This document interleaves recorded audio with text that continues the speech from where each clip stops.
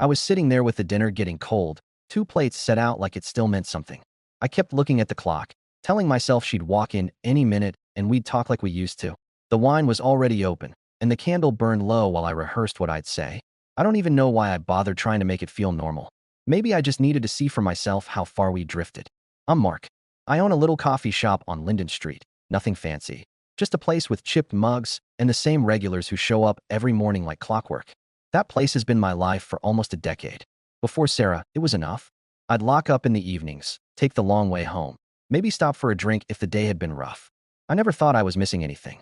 Then she walked in one afternoon, wearing this faded blue jacket and carrying a stack of papers. Said she was looking for somewhere quiet to work. I remember she ordered a latte and told me, smiling, that it was the best she'd ever had. I don't know if she meant it or just liked the way it sounded, but I remember feeling lighter just hearing her say it. It started so simple. She'd come in a few times a week, always claiming she needed a break from her office. She'd sit by the window and wave if she caught me watching her. After a while, she started staying later, closing her laptop and helping me stack chairs without me asking. One evening, when I was wiping down the counter, she left me a note on a napkin, her number, and the words, "Call me if you want company after hours." I still have that damn napkin tucked away in a box under the counter. I guess I never really believed I'd be the guy who ended up with someone like her. She was restless in a way that felt exciting back then. Always talking about trips she wanted to take, things she wanted to try. I like that.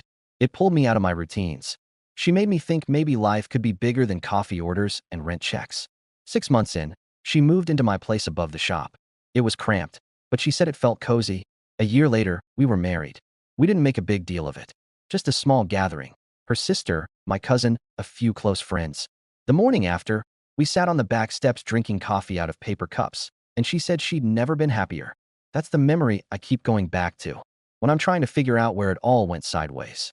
The first signs were small. She started working later, coming home tired and distracted. She'd still ask about my day, but she wasn't really listening. I'd see her scrolling on her phone when she thought I wasn't looking. One night, she mentioned she was feeling stuck. She said she needed space to figure things out. I tried to tell her I understood. I didn't, but I tried. At first, it was just weekends. A yoga retreat, she said, though she never brought back a mat or any stories about it. Then it turned into random weeknights. She'd say she was staying at Chloe's place. Chloe was her oldest friend, and I never had a reason to doubt her. Until the night she came home at 2 in the morning, looking like she'd been somewhere she shouldn't. She didn't even bother to look guilty. Just set her purse on the table and told me she was tired. I asked her straight out where she'd been. She said, with Chloe, in that flat voice that told me she didn't care whether I believed it or not. I remember standing there, thinking how damn ridiculous it was that I felt like a stranger in my own kitchen. I looked at her and said, "I don't buy that." She lifted her eyebrows like she was annoyed I'd even questioned her. "What's your problem?" she asked, voice low. "My problem is you keep acting like I'm too stupid to notice," I said. She stared at me for a second, then shrugged. It won't happen again. But I knew it would. The next morning, she was gone before I woke up. I sat there at the kitchen table, trying to figure out if I was overreacting. I thought about calling Chloe, but I told myself it would make me look paranoid. A week later, she did it again. Came home late. Same excuse. That was the moment something in me decided to stop pretending. I texted Chloe and asked if she could come by for a coffee. "No big talk," I said, "just wanted to see how she was doing." She showed up around 2 in the afternoon. She always liked the place, said it felt genuine, whatever that meant. We sat by the window. I poured her a cup, and for a few minutes, we talked about nothing. Then I took a breath and said, "Did Sarah stay with you last night?" Chloe looked down into her mug. She didn't answer, didn't fidget or make up a story, just stared at the table like she wished she was anywhere else. "That's all I needed to know," I said. I tried to smile so it wouldn't feel as heavy as it did. Her hand reached across and rested on mine. "I'm sorry," she whispered. "You don't deserve this." Funny how you can feel relief and heartbreak at the same time. After that, the house went quiet. We stopped trying to pretend. She'd leave in the evenings without explanation. I started going out too. There's this bar down on 5th, not much to look at, but it was open late, and the bartender never asked questions. I'd sit there nursing cheap whiskey, listening to other people's problems so I didn't have to think about mine. Sometimes I'd talk to women, let them laugh at my stupid stories. It never went anywhere. I wasn't trying to prove a point. I just couldn't stand the thought of going home and staring at an empty couch. That went on for a month. Neither of us said a word about it. We just existed in the same space, each pretending the other wasn't there. But no matter how many nights I stayed out, it didn't make me feel better. All I wanted was to sit across from her and feel like we still had something worth saving. That's why I made that dinner. Why I set out 2 plates and lit a candle like some idiot trying to turn back time. I spent the whole evening telling myself that maybe this would be the night she came home and said she wanted to fix it. Instead, I sat there in that quiet kitchen, watching the candle burn down to nothing, wondering if I even recognized the person I was waiting for. The thing about sitting alone in a quiet house is you start hearing everything. The little groan of the floorboards when the pipes settle, the fridge humming in the background, the tick of the old clock Sarah insisted we buy because she thought it made the place feel lived in. Back then, I'd have agreed. Now it just sounded like proof I was the only one still here in any real way. By the time I heard her key in the lock, it was past 2. My first thought was that I should blow out the candle and pretend I was asleep. But something in me was too tired to keep up the act anymore. She came in without looking up, kicked off her shoes, and dropped her bag by the door like she'd been doing it her whole life. I waited. I wanted her to say something first. She didn't. When she finally glanced over and saw me at the table, her face didn't change. No surprise, no guilt. Just that tired indifference she'd been wearing for weeks. "You're up late," she said, voice hoarse. "Yeah," I said. "I figured we should talk." She looked at the table, at the plates I hadn't bothered to clear, and let out a breath that sounded more like annoyance than regret. "I'm too tired for this right now," she mumbled, rubbing her forehead. I watched her for a moment, trying to remember the last time she looked at me the way she used to, when her eyes were warm and she'd laugh at something stupid I'd said. Now she couldn't even meet my gaze. "I made dinner," I said quietly, though it felt pointless. "I see that," she said, her tone flat. "I'm not hungry." I nodded, because what else was there to say? I didn't want to beg. I didn't want to fight.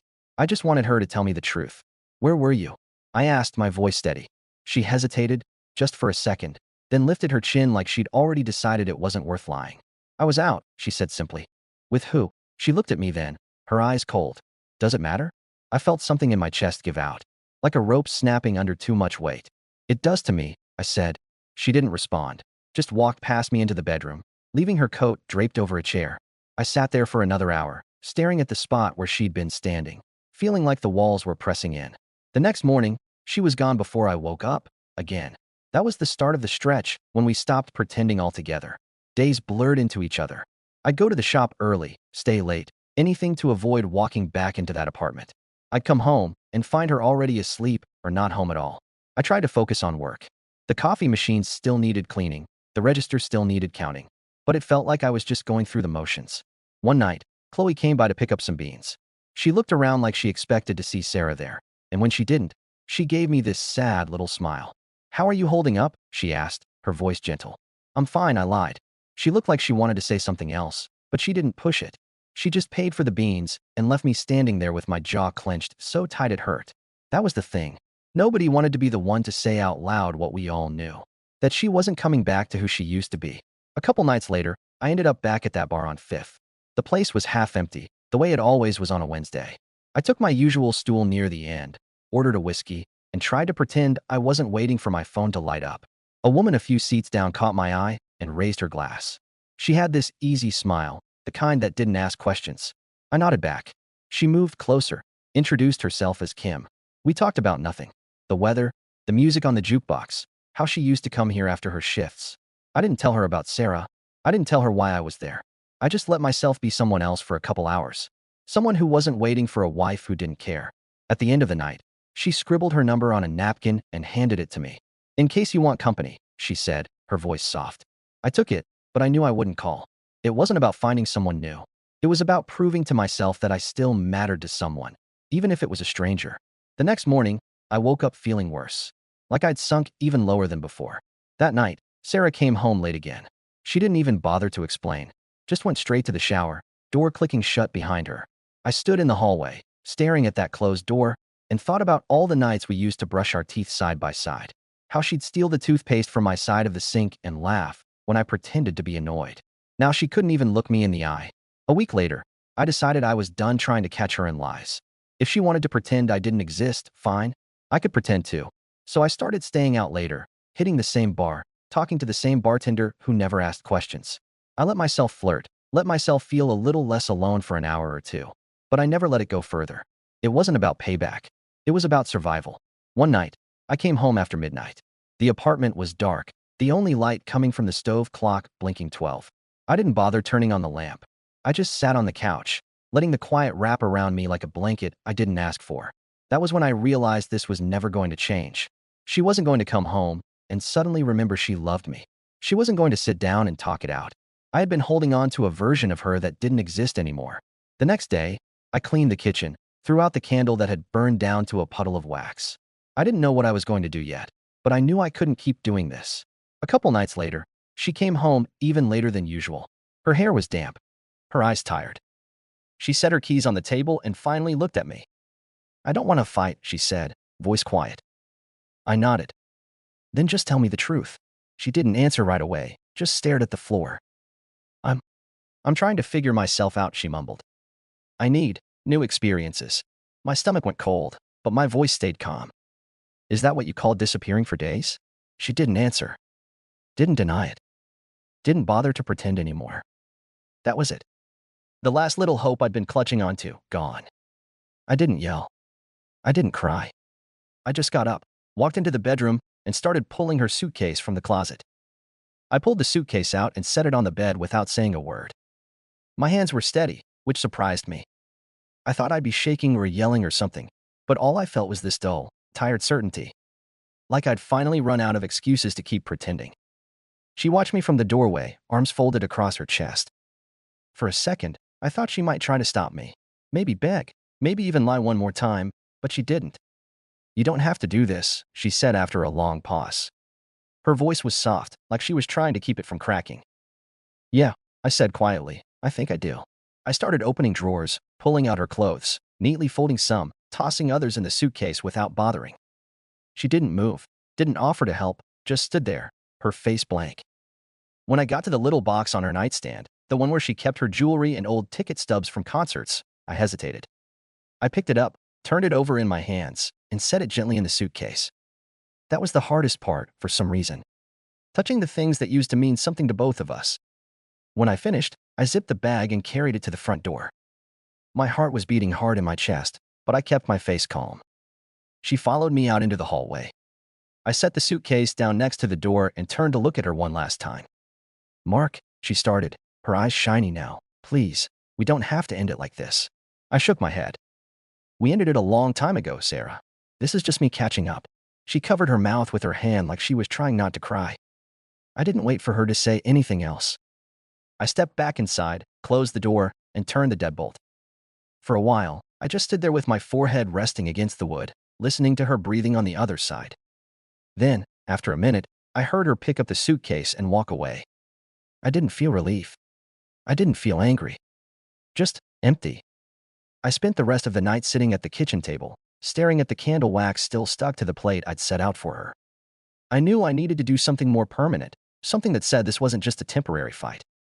So before I lost my nerve, I pulled my laptop across the table, logged into our shared accounts, and started changing passwords. Bank accounts, utility bills, the damn streaming subscriptions, every little detail we'd once built together. One by one, I locked them down.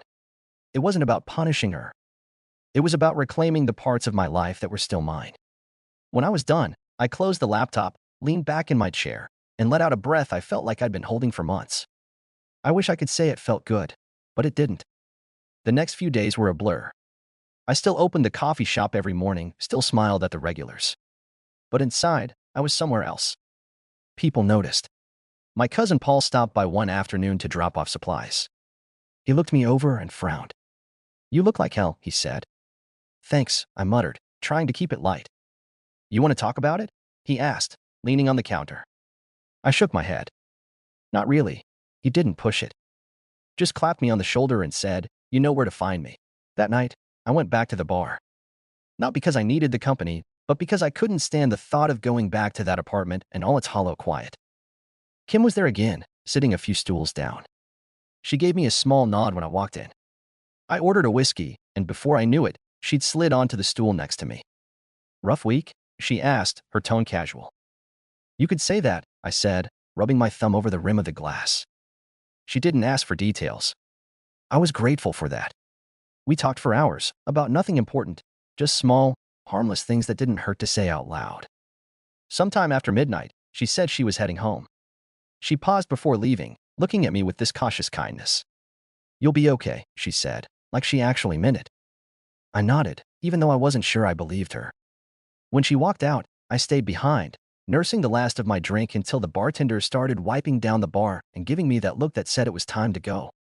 I stepped outside into the cool air, feeling like I'd been underwater for hours and finally came up for a breath. The next week, I started going in earlier to the shop. I'd spend the first hour before opening just cleaning, reorganizing shelves, anything to keep my hands busy.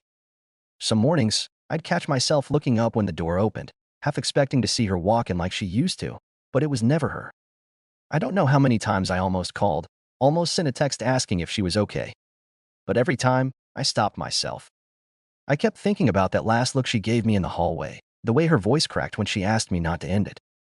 Part of me still wanted to believe we could fix it, but I knew better. A couple nights later, I stayed late after closing. I made myself a cup of coffee I didn't really want, sat in the darkened shop, and tried to figure out what came next. That's when Kim texted me. Just a simple, "You around?" I stared at the screen for a long time before I replied. "Yeah, just closing up." She sent back, "Want to grab a drink?" I didn't overthink it. I just typed, "Sure." We met at the same bar. This time, it felt different. Less like running away, more like, maybe, moving forward, even if I didn't know where that was yet.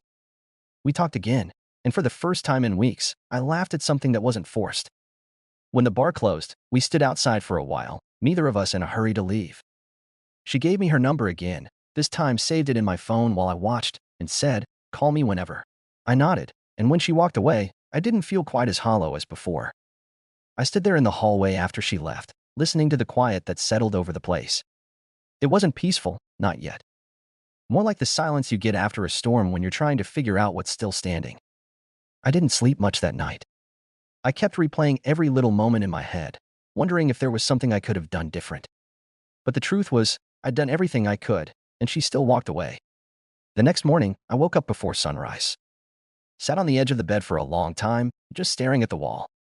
Finally, I got up and started gathering the rest of her things, whatever she'd left behind. Some of her clothes, a drawer full of old receipts, the half-used bottle of her perfume that still smelled like the way she used to smile at me. I packed it all in a box and set it by the door. That was when I knew I was really done. Around 9, I called my cousin Paul. He's always been the one person I trusted to give it to me straight. "I'm filing for divorce," I said when he picked up. There was a pause, then he let out a breath and said, "Good. You deserve better." I nodded, even though he couldn't see me. "Yeah, I think I'm finally ready to let it go." It took a couple of weeks to get the paperwork together.